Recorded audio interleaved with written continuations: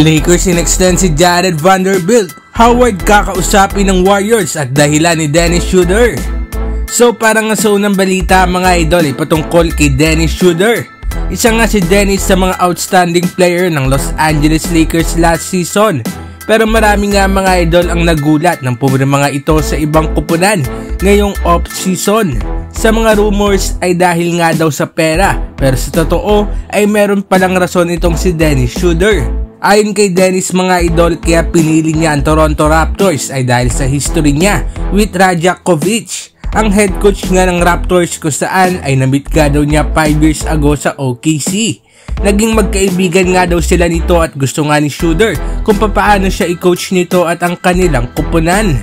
Matapos nga daw maging head coach ito ng Raptors ay tinawagan nga daw agad itong si Dennis at sinabihan naman ni Dennis ang kanyang agent na dito niya nga gustong pumunta. So yan nga daw mga idol ang dahilan kung bakit mas pinili nga ni Schroeder na mapunta sa Raptors kaysa bumalik ng Lakers. Anong masasabi ninyo dito mga idol? Tama nga lang ba ang desisyon ni Dennis Schroeder? At para naman sa sunod na balita ay patungkol sa Golden State Warriors. So hindi pa nga tapos ang Warriors sa paghahanap nga ng additional big man para sa kanilang kupunan. At ayon nga sa balita ni Adrian Wojnarowski ay may kipagkita nga sa Golden State Warriors ang 8 all-time star na si Dwight Howard.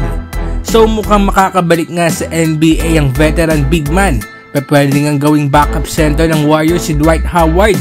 Pagbibigay nga itong si Dwight ng kanyang energy sa depensa, rebounding at sa mga putbacks. Downside nga lang dito mga idol ay matanda na nga itong si Dwight. Ibig sabihin ay medyo bumagal na nga ito. Pero malaking bagay nga ang isang tulad ni Dwight na merong magandang frame na pang depensa nga sa mga tulad ni Nikola Jokic. Ano masasabi ninyo dito mga idol? Dapat nga ba nakuha ni ng Warriors si Dwight Howard? At para naman suling balita ay patungkol sa Los Angeles Lakers. Mukhang naghahanda na nga ang Lakers sa kanilang future. Yan nga ay dahil sa mga sunod-sunod na contract extension. At ngayon nga mga idol ay si Jared Vanderbilt naman ang kanilang in-extend. Yan nga ay sa 4 years 48 million contract na merong player option sa huling taon. Si Vando mga idol ay isang solid na elite defender. Ang mga players nga na pinahirapan nito ay ang tulad nila Steph Curry at Luka Doncic. Nag-average nga ito last season ng 7.2 points, 6.7 rebounds, 1.6 assists at 1.2 steals per game.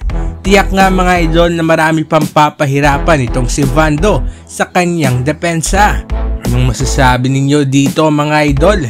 Tama ba ang pag-extend ng Lakers kay Jared Vanderbilt? Magkomento sa baba at ating babasahin yan. Huwag kakalimutan na mag-like at subscribe para sa iba pang balitang NBA. Maraming salamat po.